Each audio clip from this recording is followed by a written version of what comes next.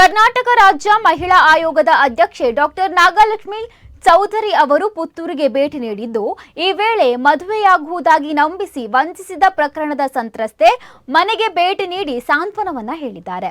March 5ರಿಂದ 3 ದಿನಗಳ ಕಾಲ ದಕ್ಷಿಣ ಕನ್ನಡ ಜಿಲ್ಲೆಯಲ್ಲಿ ಪ್ರವಾಸ ಕೈಗೊಂಡಿರುವ ಅವರು ಪುತ್ತೂರಿನ ಮದುವೆಯಾಗುವುದಾಗಿ ನಂಬಿಸಿ ವಂಚಿಸಿದ ಪ್ರಕರಣದ ತಾರಿಗುಡ್ಡೆಯ ಸಂತ್ರಸ್ತೆ ಮನೆಗೆ ಭೇಟಿ ನೀಡಿದ್ದಾರೆ. ಬಳಿಕ ಮಾಧ್ಯಮಗಳ ಜೊತೆಗೆ ಮಾತನಾಡಿದ ಅಧ್ಯಕ್ಷರು, ಸಂತ್ರಸ್ತೆಯ ಪರವಾಗಿ ತಾಯಿಯಂತೆ ಅವಳ ಜೊತೆ ನಿಲ್ಲುತ್ತೇನೆ. ಮಹಿಳಾ ಆಯೋಗ ನೊಂದ ಮಹಿಳೆಯರಿಗೆ ತಾಯಿ ಸ್ಥಾನದಲ್ಲಿದ್ದು ಸಹಾಯ ಮಾಡುತ್ತದೆ. ಸಂತ್ರಸ್ತೆ ಯುವತಿಗೆ ಎಲ್ಲಾ ರೀತಿಯ ಸಹಾಯವನ್ನು ಆಯೋಗದ ಮುಖಾಂತರ ಮಾಡಲಾಗುವುದು.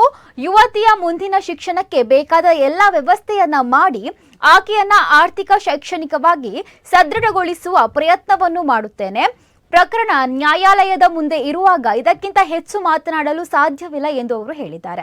ಈ ವೇಳೆ ಸಂತ್ರಸ್ತೆಯ ತಾಯಿ ಸಹಿತ ಹಲವರು ಉಪಸ್ಥಿತರಿದ್ದರು. ವಿಷಯವಾಗಿ ನ್ಯಾಯ ಸಿಗಲಿ ಅಂತ ನಾನು ಅವಳ ಜೊತೆಯಲ್ಲಿ ಯಾವಾಗಲೂ ಶಕ್ತಿಯಾಗಿ ಅವಳಿಗೆ ಯಾವುದು ಥರ ಸಹಕಾರ ಬೇಕು ಅದನ್ನೆಲ್ಲ ಕೊಟ್ಟು ನಿಲ್ತೇನೆ. ನಾನು ಆಯೋಗದ ಅಧ್ಯಕ್ಷೆ ಅಂದರೆ ತಾಯಿ ಸಮಾನ. ಮಹಿಳಾ ಆಯೋಗ ಅಂದರೆ ಯಾರೇ ಸಂತ್ರಸ್ತೆ ಬಂದರೂ ತಾಯಿಯಾಗಿ ಅವಳನ್ನು ನಾವು ಅವಳಿಗೆ ಶಕ್ತಿ ತುಂಬಬೇಕು. ಸೊ ಹಾಗಾಗಿ ಅವಳು ನನ್ನ ಮಗಳಾಗಿ ಅವಳಿಗೆ ನ್ಯಾಯ ಸಿಗಲಿ ಅನ್ನೋದು ನನ್ನ ಅಪೇಕ್ಷೆ. ಮತ್ತು ಅವಳ ಮುಂದಿನ ಭವಿಷ್ಯಕ್ಕೂ ಸಹ ಅವಳ ಮುಂದೆ ಎಜುಕೇಷನ್ ಪರ್ಸ್ಯೂ ಮಾಡಲಿಕ್ಕಾಗಲಿ ಎಲ್ಲದಕ್ಕೂ ಸಹಕಾರ ಮತ್ತು ಶಕ್ತಿಯನ್ನು ಅವಳಿಗೆ ತುಂಬ್ತೇನೆ ಅಂತ ಹೇಳಿದ್ದೀನಿ. ಮತ್ತು ಕಾನೂನಲ್ಲಿ ಇಬ್ಬರು ಆಲ್ರೆಡಿ ಹೋರಾಟ ಮಾಡ್ತಾ ಇರೋದ್ರಿಂದ ಅದ್ರ ಬಗ್ಗೆ ಕಮೆಂಟ್ ಮಾಡೋದು ಬೇಡ.